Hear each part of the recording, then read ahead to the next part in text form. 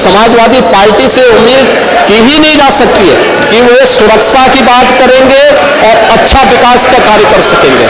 लोकतंत्र में अगर मुख्यमंत्री के क्षेत्र में और मुख्यमंत्री के पार्टी के लोग इस तरह से किसी नेता के साथ करेंगे तो लोकतंत्र कैसे जीवित रहेगा? लोकतंत्र को बचाने की जिम्मेदारी आपकी है। ये मैं मानता हूं कि 10 मिनट में हटाने में हो सकता है सरकार का किसी का हाथ रहा हो, लेकिन आगे चल करके जब हम लोग कुछ बोल ही नहीं रहे थे, सारा मामला पार कर गए, 2 जगह रोक के गुंडाई की गई। यही बात मैंने प्रेस कॉन्फ्रेंस में कही थी। और यार मेरा एक ही कहना है कि आप लोकतंत्र के रक्षक हैं और आपके क्षेत्र में अगर हमें नहीं जाने देना था तो हमको सर्किट हाउस में रोक देते। आपके पार्टी के कार्यकर्ता वहां खड़े होकर के भटे भटे नारे लगा रहे थे, रोक रहे थे। हमारे आगे जो 2 गाड़ी चल रही थी उसको तोड़ भी दिया। इसके बाद जब हम लोगों ने अपने लोगों को समझाया, हाँ कुछ मत बोलो, झगड़ा करने लड़ाई करने का अवसर नहीं है, हम धरने पर बैठ गए।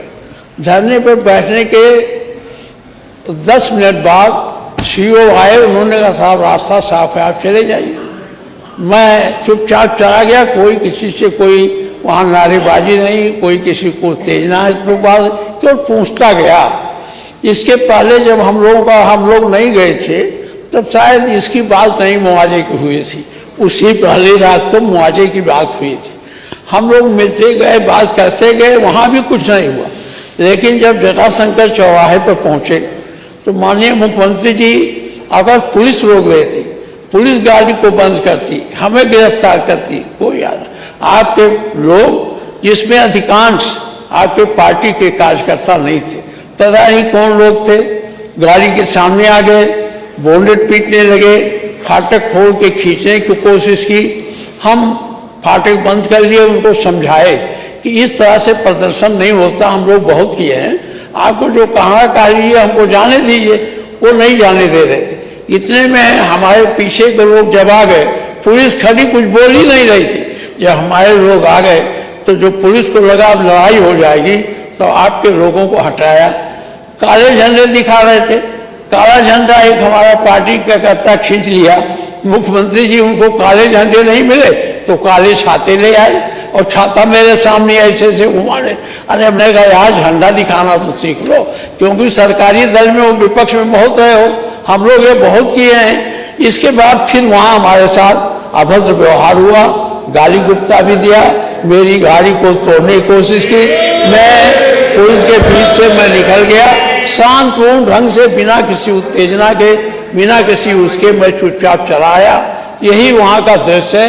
मैं ये कहना चाहता हूँ, पारे हाथा पर पुलिस लगा देते कि नहीं जाएंगे, हम नहीं जाते, लेकिन ले जा करके वहाँ मुठभेड़ कराना ये अच्छी बात नहीं थी। मुख्यमंत्री जी यही बात कहना था। माननीय मुख्यमंत्री। अध्यक्ष जी, समाजवादी पार्टी और लोकतंत्र ये नदी के 2 अलग अलग छोर हैं। इनका अरे सुनिए ना, में कब से विश्वास हो गया है, कब से लोकतंत्र में लोगों का विश्वास हो गया,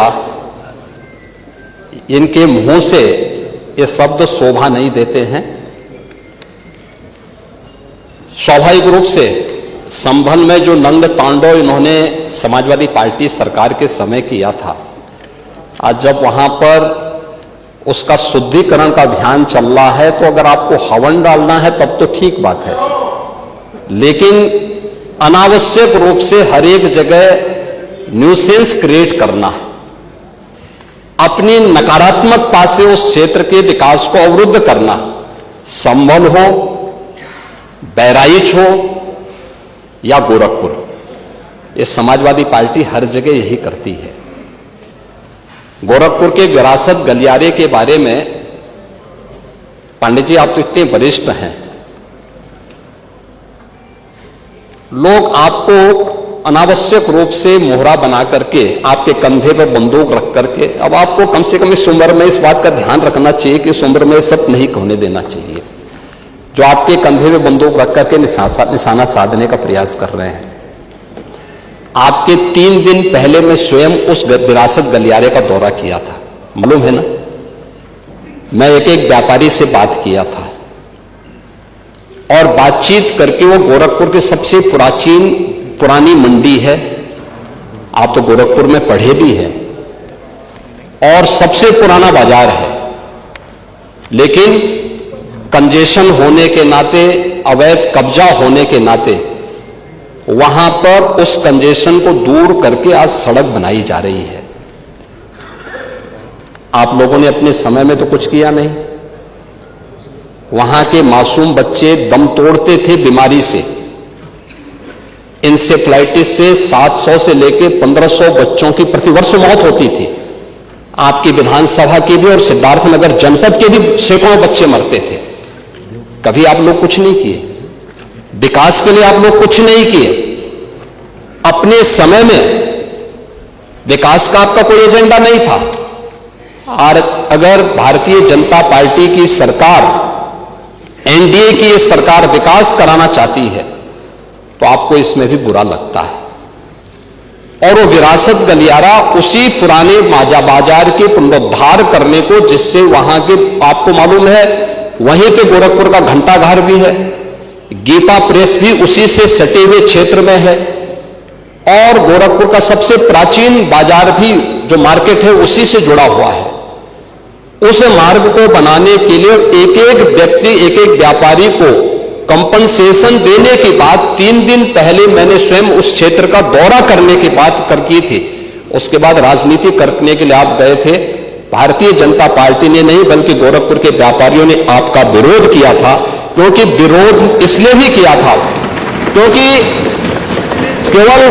केवल वहीं का व्यापारी नहीं, प्रदेश भर के व्यापारी में समाजवादी पार्टी की चारों सरकारों के समय में जो भय और दहशत था, जो उनसे गुंडा टैक्स वसूली किया जाता था, उसके कारण व्यापारियों में आपके प्रति जो आक्रोश है, बार बार उसका खामियाजा समाजवादी पार्टी को भुगतना पड़ा था। और व्यापारी इसी बात को लेकर आशंकित थे कि उनके विकास के लिए कोई कार्य हो रहा है, उसमें फिर विघ्न बाधा पैदा करने के लिए आप गए होंगे। और व्यापारियों ने इस चीज का विरोध किया था कि भाई आप वहां बिना बुलाए मेहमान आकर के टपक पड़े हैं, विघ्न बाधा पैदा कर रहे हैं, ये नहीं होना चाहिए।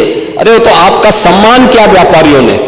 अगर कोई और होता तो बहुत कायदे से उनको सही ढंग से जवाब भी देते, ये मैं विश्वास के साथ कह सकता हूं। क्योंकि